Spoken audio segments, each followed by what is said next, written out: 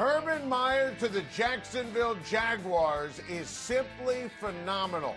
We've been calling for this for quite some time here on Time to Shine, and this is absolutely sensational if you're a fan of the Jacksonville Jaguars.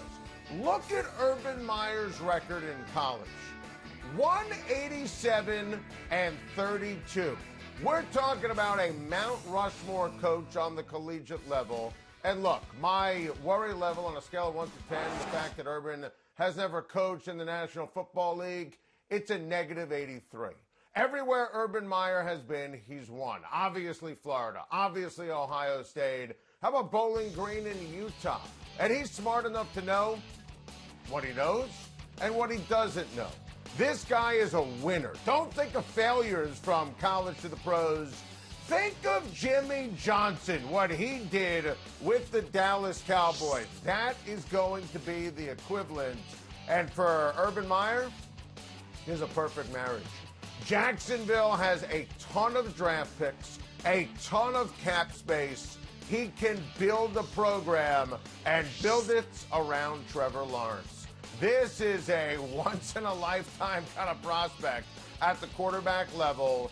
You're going to have Urban Meyer, who'll put together a great coaching staff. Trevor Lawrence is going to be a superstar. Whatever else happens on the coaching carousel, this will end up being the single best hire of them all. This is simply phenomenal for Urban, for Trevor Lawrence, and the Jacksonville Jaguars. We all did Drew Brees, and we're excited about it. And this is historic when you look at it. 85 years old. That's the age combined for Drew Brees and Tom Brady. Two first-ballot Hall of Famers. Two guys that are just sensational quarterbacks historically. I think it's important before you analyze the game to take a moment and really stop and smell the roses here, because these guys are legends. Tom Brady's the greatest ever. Drew Brees is a top 10 all-time quarterback. What they've done throughout their careers, I mean, look at this board. It should be celebrated and appreciated. But I think on the field on Sunday, the Tampa Bay Buccaneers offense and passing attack in particular, quarterback in particular, the Buccaneers have a better quarterback than the New Orleans Saints. I expect Tom Brady to rock and roll. I expect Tom Brady and Antonio Brown to dominate. Mike Evans is trending in the right direction in terms of being close to 100%. And listen, I think that Tom Brady was really strong against a tremendous defensive line with Washington, excellent down the stretch. And I think that Drew Brees, there's a reason why there's an anticipation that this is his final season. He'll go to the NBC broadcast booth, courtesy of our good friend Andrew Marchand over at the New York Post. And I think Drew Brees has got a pop gun arm right now, and going up against that Bucs defense, I don't think he's going to be successful. Devin White being active for this game off the COVID list is a huge deal. You know, Taylor Heineke really exposed this defense sans Devin White. Devin White got one of my votes for first-team All-Pro at the linebacker position because the numbers are off the charts. The feel is even better. And I know what the Saints did to Tom Brady and the Buccaneers twice this season. In a related story, I don't care. I think this game is going to live up to the hype. I think it's going to be sensational, must-see TV. Take a second and appreciate the historical element of Brees against Brady for the third time this season and on Sunday in the postseason. But I think clearly, like always, it's going to be Tom Brady's time to shine. I mean, what a line from Stephon Diggs. It's been perfect here. And that Josh Allen to Stephon Diggs combination will be just that on Saturday night. Perfect. Listen, why would you think anything else? Josh Allen, perfect.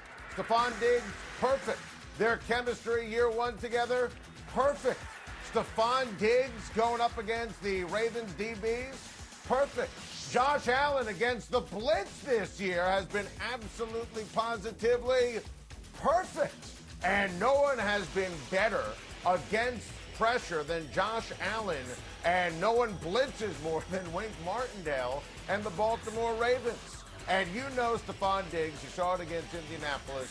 He plays big in big spots. Obviously did that in Minnesota as well with the Minneapolis Miracle. And you know Brian Daboll is going to dial up a lot of creative plays. And Josh Allen should be able to throw for well over 300 yards, throw for 3 touchdowns, run the ball with authority. This is who Josh Allen is. This is who Stephon Diggs is. This is who Brian Daboll is. And that Ravens defense is strong. Don't misinterpret. I don't want to sound like I'm shortchanging them, but we're at this awesome level with the Buffalo Bills where we expect them to dominate every single game. And listen, you look at the Colts defense, they're loaded with dudes. You look at what Josh Allen did against a healthy Pittsburgh defense or the Rams defense or the well-coached San Francisco defense. It doesn't matter who the competition is. There's a totally different level for Diggs and Josh Allen, or as Stephon Diggs said, it's perfect here. The Cleveland Browns are ready for primetime. The Cleveland Browns are making the playoffs. The Cleveland Browns are better than the Pittsburgh Steelers. The Pittsburgh Steelers, we've been screaming it all year. I didn't care what their record said. There is no way the Pittsburgh Steelers are winning the Super Bowl this season. I think Pittsburgh is going to end up being one and done. We've been screaming this for a while. The offensive line is not what it was. Ben Roethlisberger, listen, he doesn't have the zip on the fastball. And what do you expect? He's in his late 30s, coming off of major elbow surgery. We told you this football team had the worst running back group in the NFL, 32 out of 32. The Steelers on a road to nowhere come playoff time.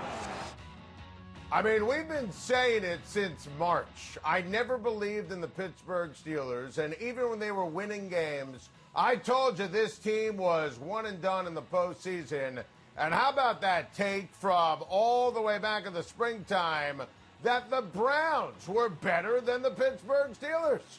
And you heard me last week on Time to Shine. I doubled down on that and said the Browns would absolutely, no questions asked, beat the Pittsburgh Steelers because they are the better team. And the first 11 games, fool's gold. The last 6, including the postseason, hot mess. I mean, that point differential, negative 36, I mean, it really speaks volumes. And let's remember, the one game they won, it was just one good quarter against the Colts. News today, Coach Randy, Big Ben's guy, out as the offensive coordinator. Why not?